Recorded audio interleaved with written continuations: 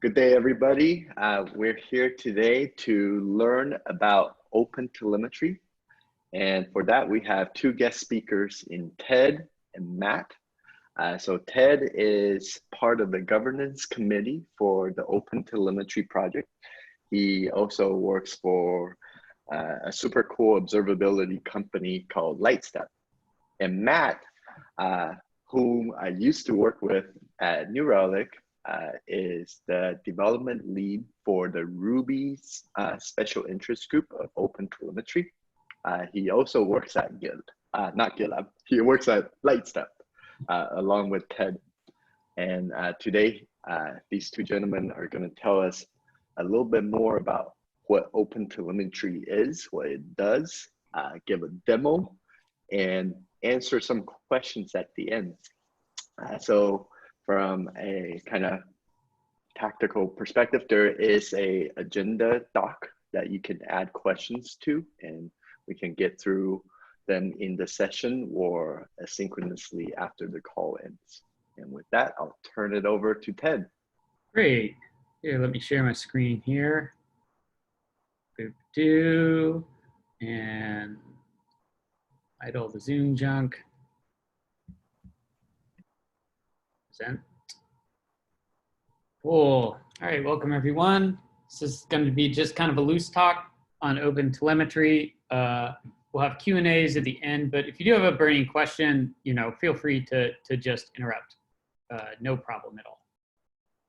But just to get started, intros, this is still us.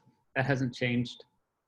But let's talk about OpenTelemetry. And before you talk about OpenTelemetry, you got to talk about observability. And before you talk about observability, you got to talk about your system and how it looks. So when your end users observe your application, what does that look like? So what does GitLab look like to end users? And it sort of looks like the bit of the iceberg that you can see sticking up out of the ocean. If you look at GitLab from the perspective of your CFO, they can see, everything that's below the surface, this huge monolithic organization, perhaps some prior projects down at the bottom that no one speaks about anymore. But what does it look like from developers? Well, if you're a developer, you can see this isn't one giant monolithic iceberg, right? It's built out of many, many, many components all interacting with each other. And that's really the story we want to focus on. So if you want to understand what's actually happening inside of this iceberg, you need to have observability. You need to have some way of taking the insides and putting them on the outside. And that data, the data that you're getting from your system about how it's working and transmitting to some backend where you can make sense of it, we call that telemetry data. So as software becomes more and more complicated, as we're seeing more and more components interacting with each other, as just the total lines of code are growing over time, we're a really big advocate that telemetry needs to become built in. It can't just be something that's applied after the fact. It certainly can't be something that's applied automatically after the fact. The humans who are writing and maintaining this software really also need to be thinking about observing the software and how that works.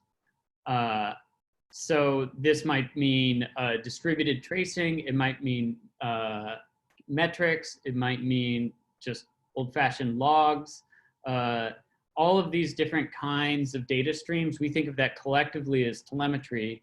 And we believe that should be one integrated system because all of these different types of observability tools need to share the same context. So they all need to be contextualized by your software in order for a backend to be able to make correlations between all of these different streams.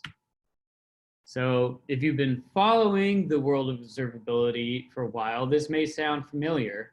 OpenTelemetry is not the first project to try to tackle this.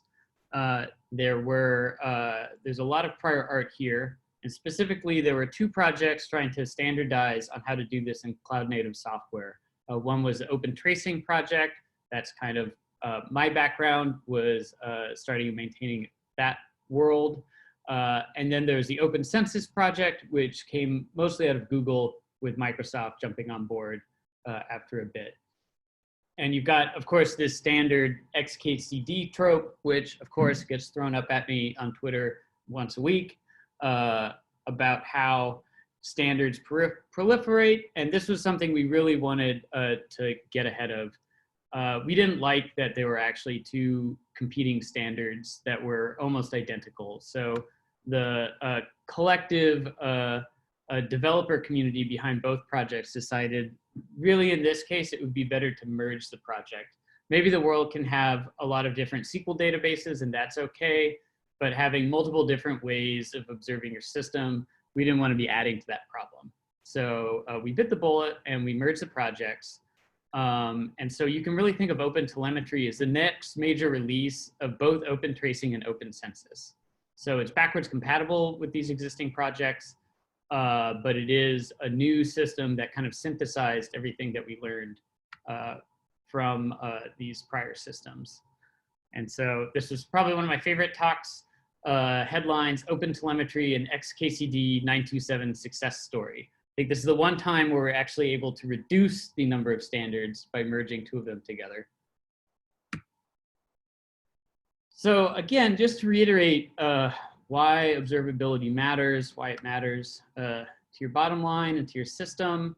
So these are some drawings I've gleefully stolen from Afir, describing how Stripe worked when he was there. Basically, if you're providing a SaaS service to end users like GitLab does, you often have this kind of situation. You've got a public API represented here by a rainbow. You've got the API code, which supports that, which is these sort of metal trellises standing up on top of this shipping container labeled Ruby, which is sitting on top of this pile of tires representing a bunch of databases we found on the internet. And kind of the life of a developer or an operator is to provide this story. We all know that queues and databases and backend systems and all of this stuff talking to each other, it's never fine. It's never perfect. There's always something going on. There's always an operational struggle to be had here. But the goal is to hide all of that from the end user, right? And that really is, it's not just a fact of life, but it's actually the business value being provided. So I don't know everything about GitLab, but if I were to describe GitLab's value proposition, it would probably look like this slide. So you've got a bunch of GitLab end users represented here by a giant pile of kittens. These kittens are trying to playfully interact with all of these fine rainbows being provided by GitLab, and that's what the kittens want. They want to play with the rainbows. Meanwhile, the GitLab staff, represented by Grumpy Cat down at the bottom, is running around trying to put out all the various fires in order to maintain this experience for these happy end users. So that's really, just before he gets into how it works, I really want to emphasize that that's the ultimate goal here. If you're thinking about not just in terms of like, woohoo, telemetry, neat technology, like this is a core part of the business model for any software as a service, where you're taking on all of this operational overhead so that your end users don't have to do it. And that really is important. Okay, so how does it actually work? If you look at OpenTelemetry, it's sort of a kitchen sink. We want to provide everything you need to stand up a complete telemetry system. And I want to be specific when I say telemetry. This doesn't include any form of backend analysis. Just to be clear, we see the telemetry as the generation of this data and then the sending of this data to some backend and all of the pipeline pieces in between. But we don't want to be in the data analysis business. That's not really an area for standardization. There are lots and lots of systems that analyze observability data and provide you insights. And we think that's where all the competition should happen. this is just a standard telemetry system that all of those different backends can consume and make use of. To kind of drill into sort of the architectural overview, the first piece of OpenTelemetry that end users interact with are the API packages. So if you're an application developer writing application code, or you're a framework developer maintaining your framework, or really any kind of open source library that end users are going to install and make use of, all of those end users, if they want to instrument their code, they can pull in the OpenTelemetry APIs. And this is a little in the weeds, but there's a critical distinction here, which is when you pull these API packages in, you're not pulling in a huge dependency chain. So there's nothing in these API packages that describe how things work. You're not hauling in a whole bunch of code. And so this makes the API packages fairly safe to embed in shared libraries.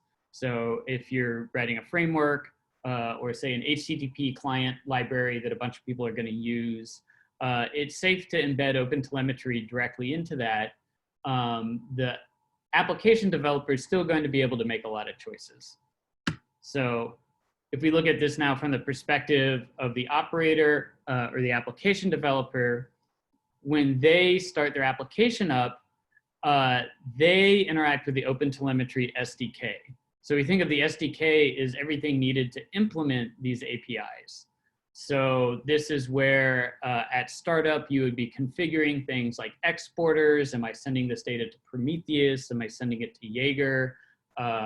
What kind of header propagation am I going to use? Are there some special plugins that I want to install here?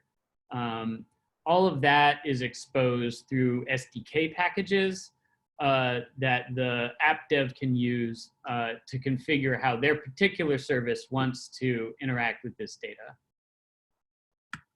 But because we think of this as a standard, we also don't want everyone to be stuck with our version of an SDK.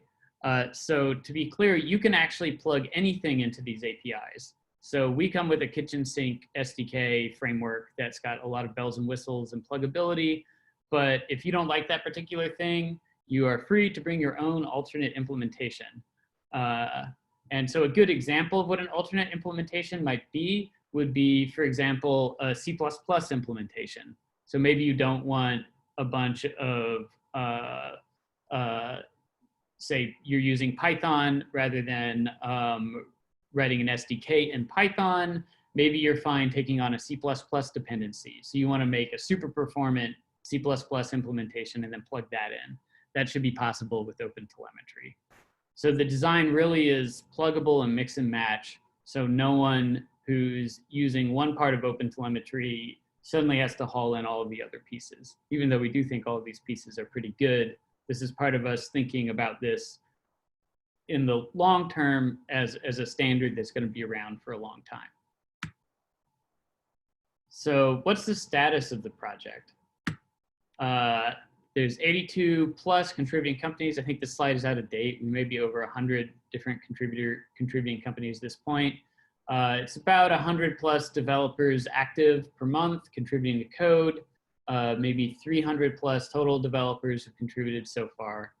There's about 11 languages that are in various stages of development as far as OpenTelemetry support is concerned.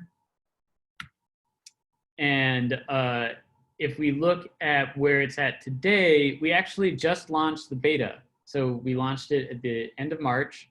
The first languages to go into beta are Go, Java, Python, various flavors of JavaScript, and also Erlang. So there's a bunch of other languages in flight, but these are the ones that we are saying have all of the spec'd out features implemented, and they support our native export format plus Prometheus and Jaeger, so that the kind of canonical CNCF backends that would consume telemetry data can work with this thing. We also are porting over a lot of instrumentation for common libraries and frameworks. So for these core languages, you should already see a lot of instrumentation support. And for languages that support it, aka not Go, we also supply some form of automatic installation. So this is just being able to download and run OpenTelemetry and have it automatically match all of the instrumentation libraries we're providing with their target libraries and frameworks. So in Java, this is called a Java agent, but we have flavors of auto installers for Python and Node.js as well. And also Ruby, which Matt's going to talk about. And here at Lightstep, obviously we've been holding down the fort on OpenTelemetry for a very long time. We offer exporters for most languages, all the languages in beta, we have an exporter for. We also offer support for the OpenTelemetry collector, which is sort of a piece of, you could think of the collector as kind of the routing layer for sending this telemetry data to your backends of choice. That's simple when you're small. Once you start doing telemetry at scale, you kind of end up with a routing tier where you want to be buffering this data and teeing it off and doing all of your various kind of network routing data plane issues. We're also trying to document OpenTelemetry. So docs.lightstep.com has an OpenTelemetry section. So we want to write a lot of good docs there. I would suggest checking that out. If you're interested in getting involved in the project, we want to feedback on our docs as well as our code. And in the future, I have lots of big ideas for really, really cool things that we could build on top of OpenTelemetry. Don't get me started about formal proofs and testing. But for now, we really want to focus on getting OpenTelemetry to a stable general release before we start exploring all of that cool stuff. So that's the current state of the project. If you do want to try it today, you would be an early adopter, but I think that's a great time to actually get involved.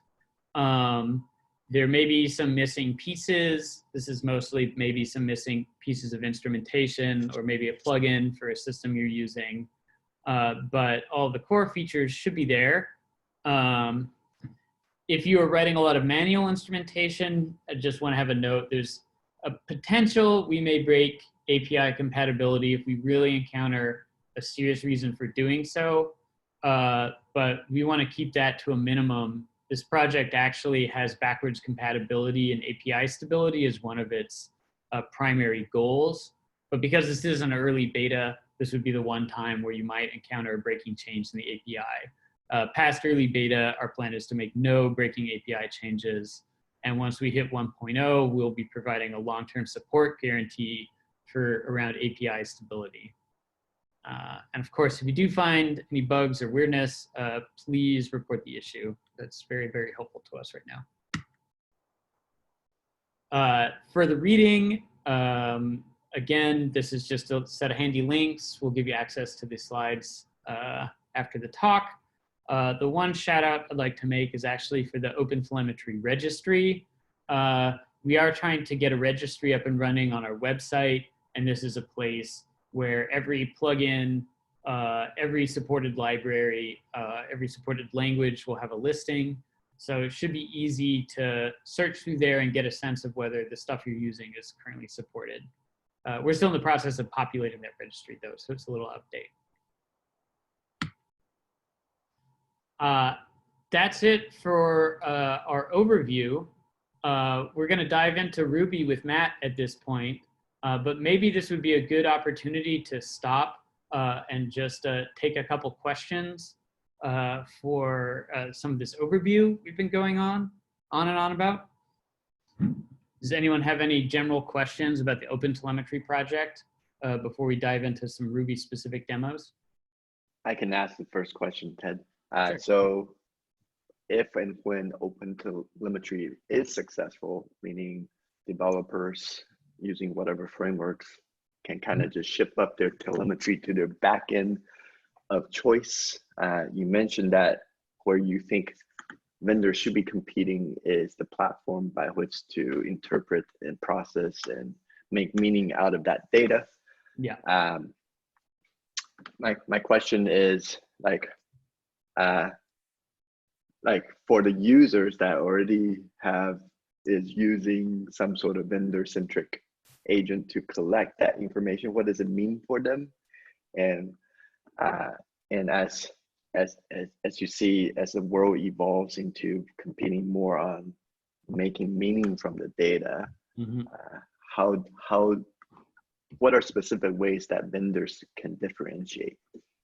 Yeah, that's a good point. So the idea here is, as an end user, you want to describe your system once. You want to have one pass where you do the work of lifting your system up onto an observability platform like OpenTelemetry, and have some canonical agreed upon description of what software is doing. And so that's why that part is standardizable, because you're talking about describing what software is doing. As soon as you start talking about analyzing the data, it's hard to say that there's a standard way to analyze this data, right? Like, it's certainly fine to say there's a canonical description of an HTTP request. Here's all the keys and values that represent an HTTP request. But as far as what you'd want to do with that data, that's where it's still the Wild West. But if you wanted to gain access to a new kind of analysis, you don't want to have to go re-instrumenting your system, or worse, somehow having to double instrument your system in order to gain access to multiple different analysis features. It should be simply enough to have one telemetry system pumping data out of your application, and then just teeing that off to multiple different backends. So the way I see that kind of evolving is really, the game is to come up with better, more useful analysis for people who are trying to observe their system.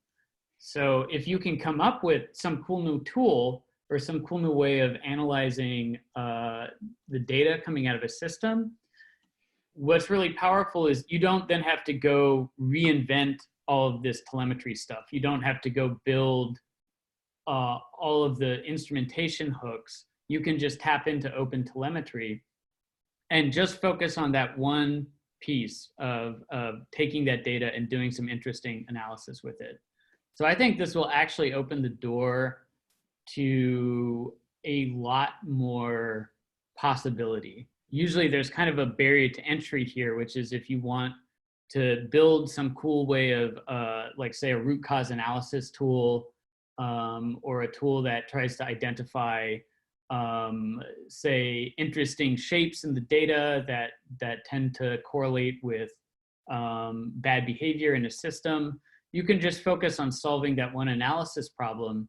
You don't then have to go rebuild this whole entire stack.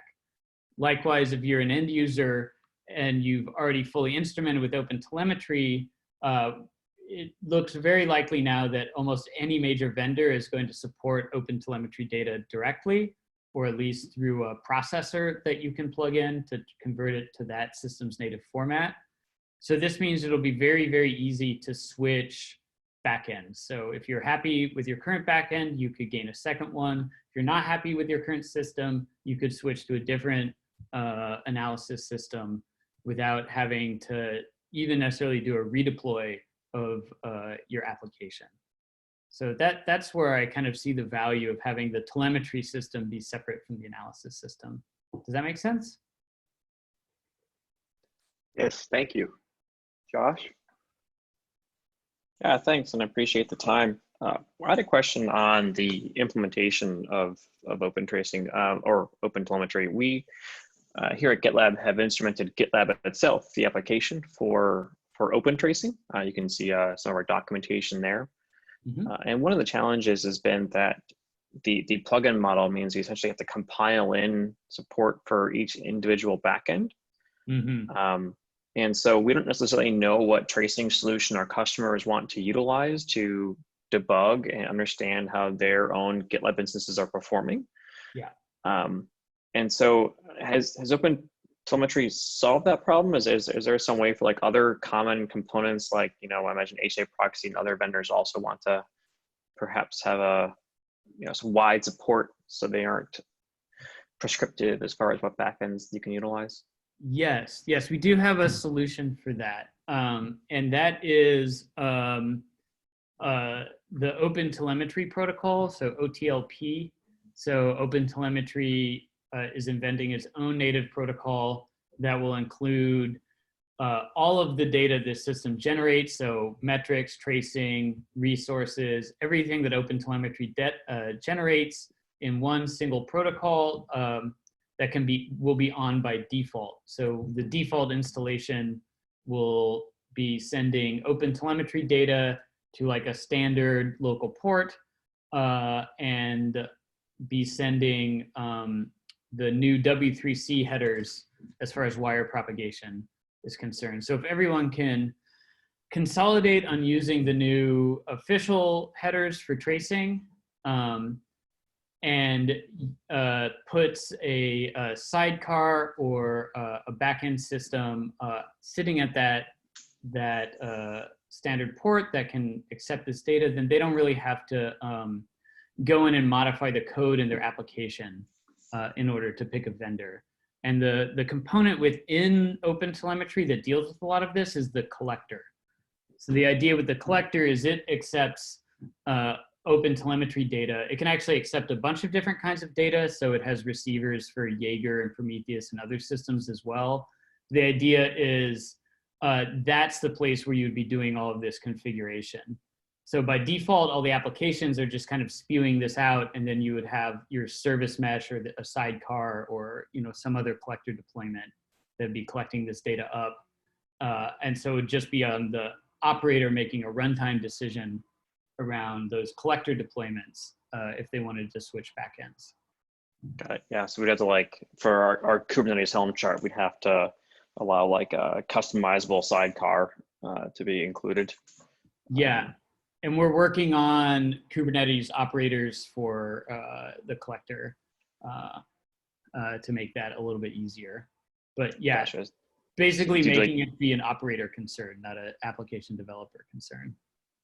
Gotcha. So you do like mutating a mission controller or something like that, sort of. Yep, got it. Yeah, and of course, it's just a proxy service, so you can deploy that any which way you would like to manage your network topology. Awesome, thanks. That's great. Yeah. Cool. I can save my questions until after Matt presents the Ruby portion. If anyone else have any questions for Ted now, ask away. Otherwise, we'll move to Matt. All right, Matt. Here, so I'm going to stop sharing here. And since y'all are a Ruby shop, we brought Matt Weir along to give an update on the state of the Ruby Special Interest Group.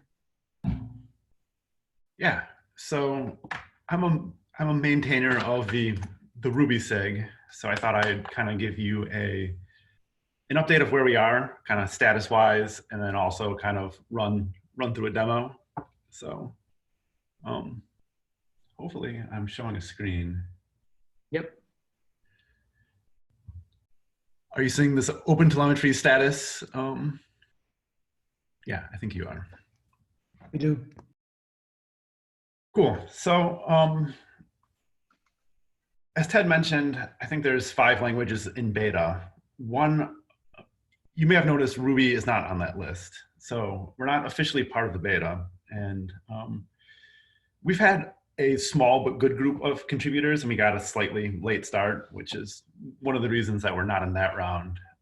But nevertheless, we did release a tracing only beta in early April. And tracing only is a pretty significant part of the OpenTelemetry implementation. I don't know. I have this diagram here, which kind of shows you all the components.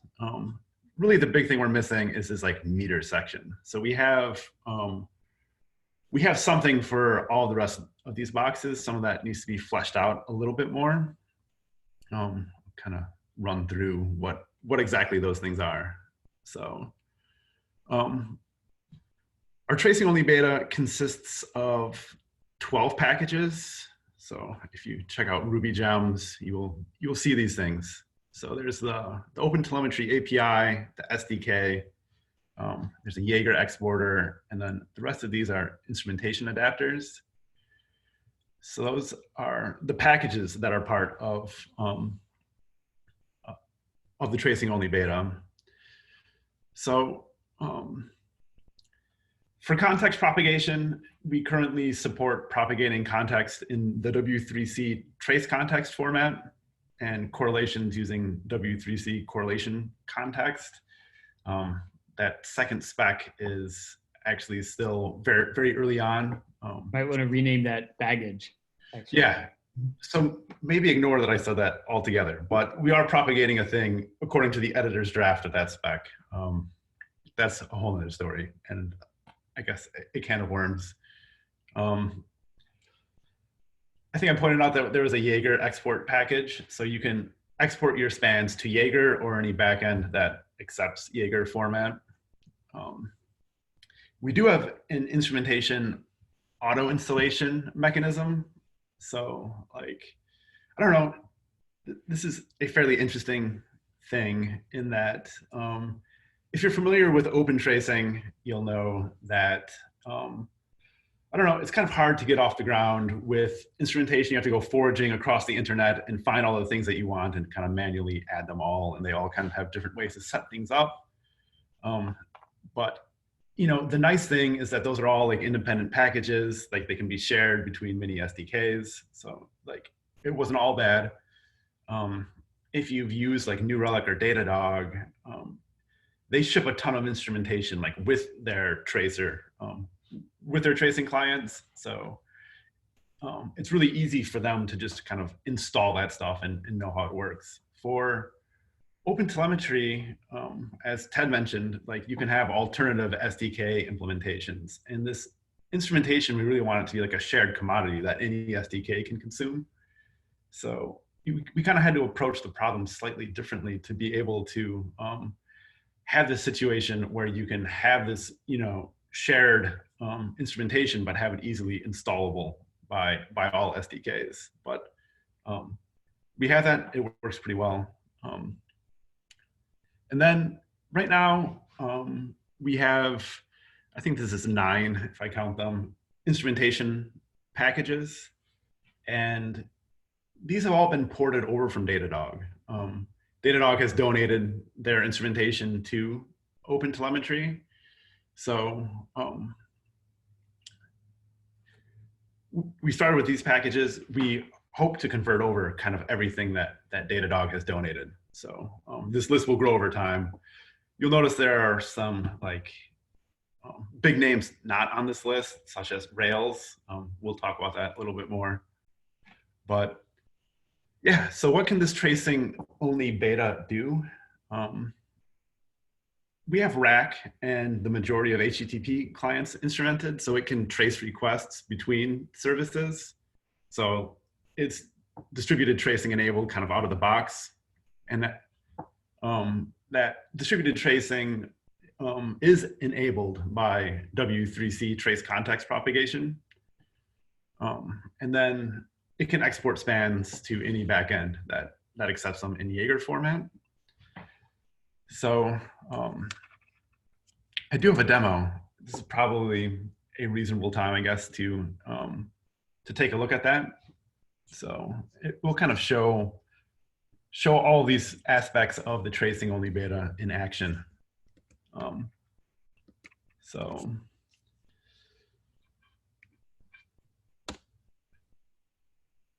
the thing I'm spinning up right now is just like a ridiculously simple Sinatra app. I guess we'll, I can just show you the code. This is all it does. It has like a root route where it just says, hey, I'm running on this host and port. And then it kind of has this other endpoint, this next one. It'll try to just like connect to a service on the same host with the next port. You can do this to kind of try to connect a couple applications together. So if I just make a request there, I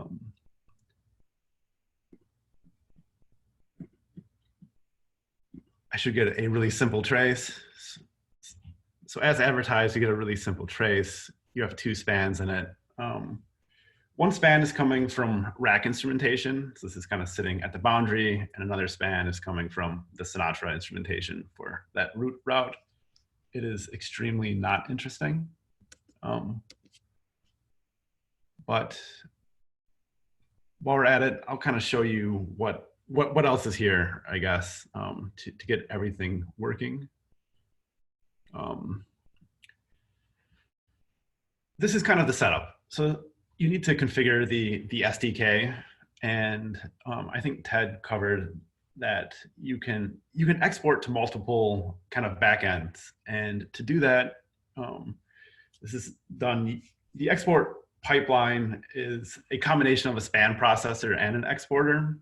So you have this simple span processor. It sends spans out as they complete. There's like a batch span processor, which you'll probably want to use in production. It'll kind of batch them up and send them out in batches. But this is how you can send things to kind of multiple backends. Right now I have a console exporter, so I will write them to kind of standard out. But then I had this Jaeger exporter, and you could add more here if you wanted to export to the backend of your choice. This is kind of how you do it. Then I kind of have this use all, and this is this has to do with the instrumentation auto installation. So if you notice in this app, it's like we don't actually have any instrumentation. You don't see any code generating spans. That's all coming from the auto instrumentation. Use all means install all instrumentation into my gem file. Right now, the gem file looks like this. There's a few more packages than you want to see here, to be honest. So like right now, I'm including individually the net HTTP, Sinatra, and rack adapters, but soon that will not be necessary. There's a PR for this OpenTelemetry adapters all. It's kind of just a gem that references all available instrumentation. So that will probably be ready kind of by the end of the week. But for now, this is what you actually have to do. So I don't want to misrepresent things. Well, that's what goes into that super lame trace. I think we can make it a little bit more interesting though. So I guess you'll see that these spans also made it to the console. So that's what that console exporter was all about. You saw them in Jaeger. I also have this client app, and I can spin this thing up. It's just kind of hitting this endpoint like every 2 seconds. So this will give us a slightly more interesting trace, we hope. And it does. So here you can see our traces. There are 4 spans. We have this client RB service to this server RB service. The client is creating a span, an outer span, and then you have a span for the HTTP request, and then you have a span on the server side where it receives the request. So this is kind of showing context propagation happening between 2 services. And if we take a quick look at that client app, it's like super simple. It just keeps looping. This is actually using the API to create that outer span. So this is this in span. It will wrap a block. It'll execute a block and record that as a span. But again, it's like you didn't really have to do anything to propagate context here. The context propagation was done for you by the net HTTP instrumentation. And I guess just to make things slightly more interesting, I do have this Node.js server as well. So if I spin this up, my Ruby server was always trying to connect to the next port, but there was nothing there. So it was just giving up. But if we come over and check out our traces now, you can kind of see we have 3 services in the mix. It kind of goes from this Ruby client to this Ruby server, now to a Node.js server. So it's kind of a distributed trace between 3 services, 2 different languages. Yeah, think that's what I had for the demo. I do have some more stuff to cover on my Google Doc, but I'm curious if there's any questions about the demo that I could cover at this point. And hey Matt, is the way you showed how you configure the SDK a typical setup on how you expect the users of OpenTelemetry to use it? So they would pick the Ruby gems that they're going to use, and then I forgot the phrase set all. Is that how you expect people to use it in the wild? Yeah. So I kind of ramble a little bit about this OpenTelemetry adapters all. Like, I expect your gem file to look basically like this. You're probably going to have like 3 packages. The SDK, adapters all, which is going to be like all of the available instrumentation. Someday, like in the not too distant future, that should be like everything that's in DD trace RB. So it should be a pretty big set of instrumentation. And then whatever exporters you want. So, you know, we're exporting to Jaeger. It would be nice if everybody was exporting to Lightstep, or at least have that as an option. But I need to write the Lightstep exporter, so it's not an option right now. Shame on me. But we're building a lot of stuff. So, but yeah, this is kind of the setup that I expect that you're going to see.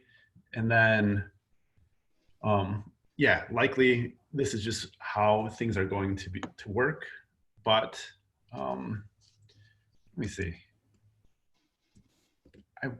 I do have something that, let's see.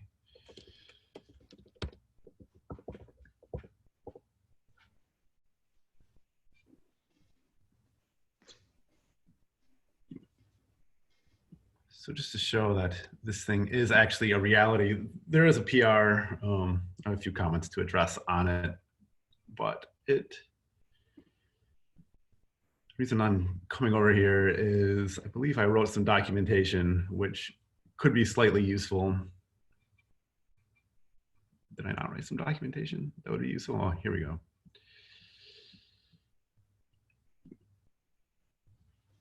So yeah, one of the things is that I need to write a lot more documentation, but essentially when it comes to wiring up instrumentation, it's like you have options. So you have this use all option, which basically all is subjective. All is all of the instrumentation adapters you have in your gem file. So if you're using, so if you picked, you know, 3 adapters and just put them in your gem file, it's going to be those 3 adapters. If you use OpenTelemetry adapters all, it's going to be possibly, you know, like 20 adapters. You don't have to have the underlying libraries present. It will install kind of the intersection of instrumentation plus libraries that you have. And I think 99% of people are going to have that use case, and they're really going to love it. But there's, you know, there is this trade-off between the amount of instrumentation that you have, the amount of visibility you have into your app, and performance. So sometimes you want to pare down the instrumentation. You don't want everything and the kitchen sink. You want to be a little bit more selective. So there is this way to be more selective. And instead of saying use all, you can just say use individual adapters. So you could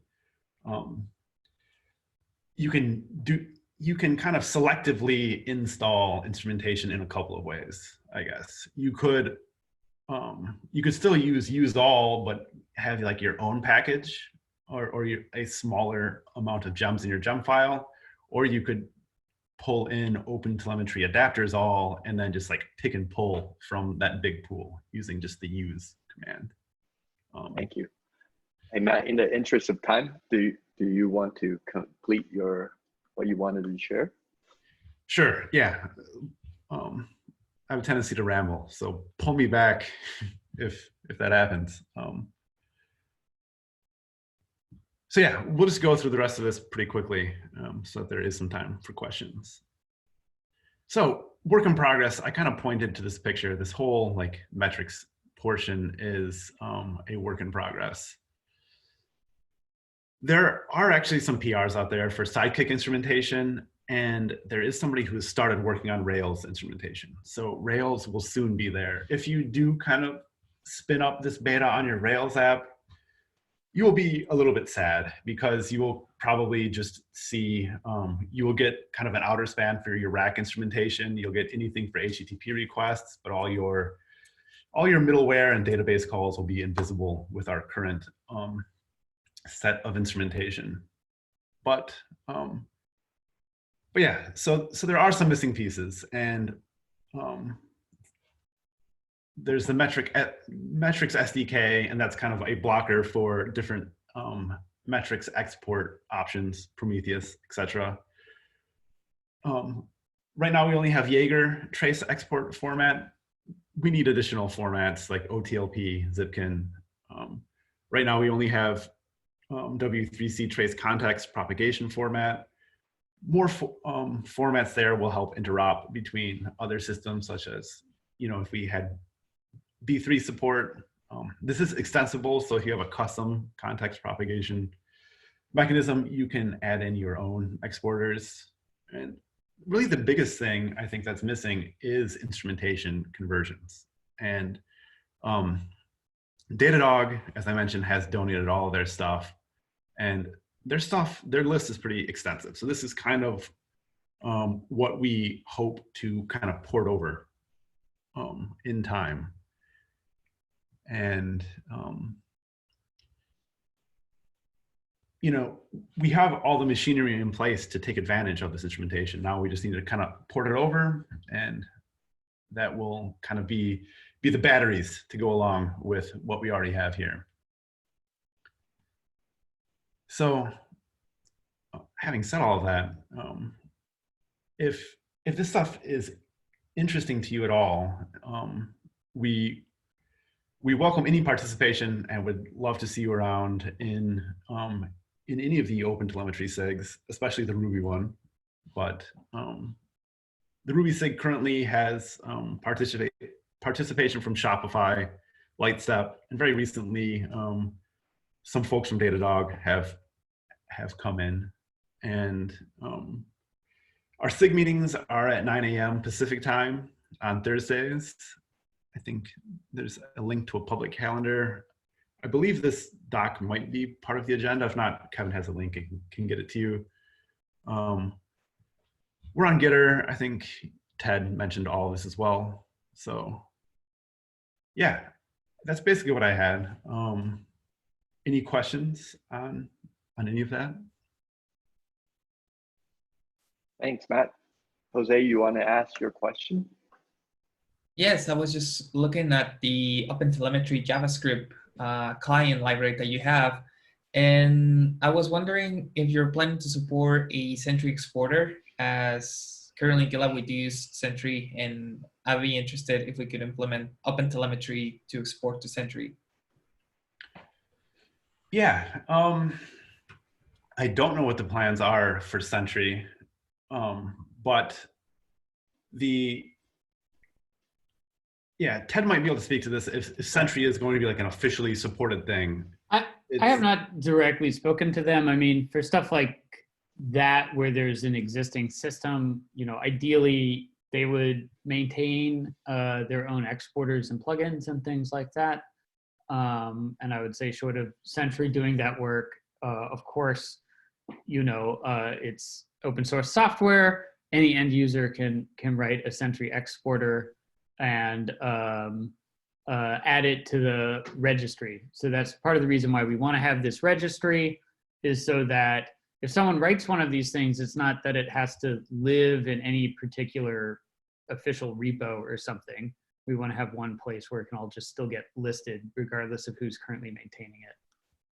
Yeah, and that's one of the great things behind the design of OpenTelemetry, is that you kind of have these export pipelines, and they're very free-form. They're very easy to implement if, I guess it's very easy to get a handle on the data. And depending on the back end, it should be fairly easy to get the data there.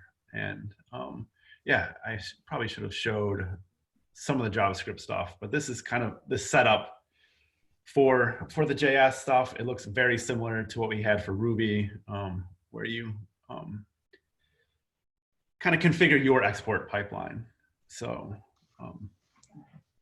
yeah, just like it's my responsibility to write this Lightstep exporter for Ruby, there actually exists one for Node right now. Like, yeah, the Sentry folks should probably, or it would be great if the Sentry folks started to chip in and write some, but given that this is open source, anybody can write it. Cool. I will. Thank you. Yeah, no problem. I will wrap up this meeting with both kind of a leaving thought for the GitLab team and one last question for Ted and Matt. So where OpenTelemetry is today, they're actively looking for participants and help. And GitLab being full of Ruby experts, there may be a natural way for you to participate. I would say going forward, OpenTelemetry is super critical for GitLab and GitLab users because it is highly likely that our customers are going to be using OpenTelemetry to instrument their applications, and we can make their lives easier by potentially offering a control pane to how to configure instrumentation. You can imagine this is a huge concern for enterprises where they want to consolidate how they do this type of stuff. This is something that you'll hear from big companies over and over again. So it is in part our responsibility as a monitoring team to understand the space. And I think there's no better way to understand than by actually participating and contributing to the code. So I know Ted and Matt are constantly recruiting for more people to join them in their mission. And if you have any interest at all, this will be a really good way to beef up your knowledge and up your skills. So thank you for that. And question for Ted and Matt is, given that GitLab has team members from all over the world, do you have any recommendations on how to participate in this open source project asynchronously? Yeah, so we do have a calendar of regular meetings, so people have a chance to synchronize, but we try to keep all of the actual decision making in issues and PRs. We're hosted on GitHub, not GitLab, sadly, but that's the primary way to get involved asynchronously is through the issue backlog. So we try to avoid having the decisions live entirely in, say, spec meetings or in Gitter, because we just think that just makes it harder for newcomers to follow what's going on. Yeah, and there's also the specification repo. We didn't talk too much about the spec, but how we coordinate this across languages is we have a specification written in Markdown, and we have another repo called the OTEPS repo, which is like the OpenTelemetry version of RFCs. So two ways to get involved are, one is, of course, to plug into a language working group and help out there. I think the Ruby group would definitely love more contributors. I would love to see more people kicking the tires on Rails. I think that's really critical. So helping out getting Rails and Sidekick instrumented would be great. But if there's like stuff around the design of the overall project and project direction, that's also open. And the way that pipeline works is filling out an OTEP. So there's a template in the OTEP repo, and you submit a pull request to that repo. The issue gets discussed there in the pull request. If it's approved, then it gets added to the list of OTEPs, and then we move over to the specification repo and try to add all the language to the specification that represents the changes in that OTEP. once it's all added to the spec, we then do a spec release, and then all the different working groups try to update their implementations to match the new spec. And that's not a super complicated process. I'm sure we could more formally specify things in the future, but this has mostly been working for us as a way to kind of keep things in sync across all the different projects. Yeah, I'll just add a little bit to that in that, yeah, this, at least OpenTelemetry Ruby, all this is on GitHub. So we have like a pile of issues. So if you're interested in contributing, you can look at the issues and just comment on one if one looks good to you, and I will assign it to you. As far as trying to collaborate on it or ask things asynchronously, either over GitHub issues, PRs, or on Gitter, that's kind of where the conversations happen, and they are pretty async in general. So I don't think it will be abnormal to have, you know, people from different time zones, different parts of the world, you know, that work for GitLab contributing. And definitely feel free to stop by our SIG meetings. Like, you can just be a fly on the wall and just kind of like listen in if you're curious. And, you know, if you become interested in something over time or feel a little bit more comfortable, want to start working on stuff, like I'll be happy to kind of help get you started. And while we do have a pile of issues in our backlog, one thing that we haven't added yet are individual issues for all of the Datadog instrumentation that we want to convert over. So if you are like kicking the tires on OpenTelemetry and you're like, hey, this would be great if instrumentation worked for library X, and we don't have it yet, like, I would be happy to create an issue and help you get started doing that work as well. So I think we probably should add those issues into the repo at some point in time, but I'm afraid of also like burying everything, you know, below like 30 different instrumentation issues as well. But I guess that's what I have to say there. Well, thank you both very much. Really appreciate your time and sharing your expertise with us. And hopefully we'll see you around soon. Thanks, everybody. Thank you all. Thanks. Great meeting you all.